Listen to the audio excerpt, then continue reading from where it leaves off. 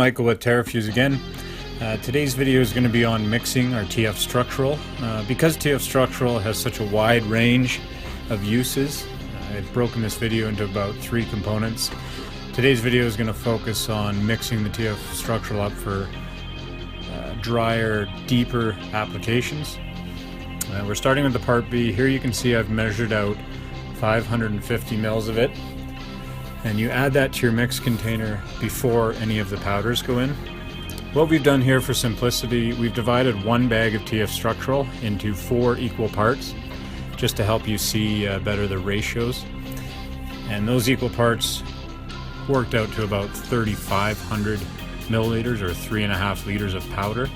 So the ratio you're seeing here is 550 mils of liquid to 3.5 liters of powder, so that's approximately 2.2 liters per full bag of TF structural. And you can see it ends up fairly dry. This is the driest you'd ever want to see the TF structural.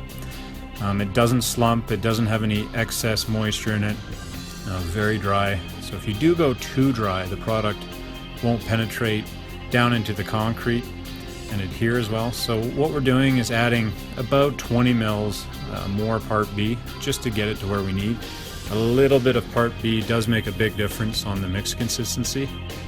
So by adding just a little more to the mix, we've now got the mix where we need it. You can see there's a bit of excess moisture. If you do bang it around, you'll get it to start slumping a little bit, and that's what you want to see. This is about the driest you want to mix the TF structural, and that ratio lands right around 2.4 liters per bag. What I'm showing you here is some dry pea gravel. When you are doing deeper, thicker applications of the TF structural, you can extend it with clean, dry aggregate. There we've pre-measured about 1,000 mils. So we do recommend you can add approximately 30% aggregate by volume. So we had about 3.5 liters of product, and we've added about 1,000 mils of rock. You can add a bit more depending on the application. This video is mainly to show you the mixing ratios, but here we're just dumping it out so you can see what that ratio does look like when it's on the ground. And here we're mimicking a job where you'd be building a ramp from an inch or so down to approximately a feather edge. You can't feather edge this mix because we do have the aggregate in it, but there you can see the type of consistency you get when you're adding about 2.4, say 2.5 liters of part B per full bag of product, again extended with approximately 30% clean aggregate. There's just a side view of the ramp, and you can do ramps like that from any thickness right down to that feather edge, which again is the beauty of the versatility of the TF structural. So here what we're going to do, I've measured out just over 500 mils of part B, and we're going to add that to, again, about 1/4 of a bag. We're going to show you a dry mix being done without adding any rock to it. Here's again 1/4 of a bag pre-measured out. I don't pour all of it in because we only use just over 500 mils. You can see there's about 500 mils or so of powder left, which means we use about 3 liters. So without complicating, again, we're right around that 2.4 liters of part B per full bag of TF structural.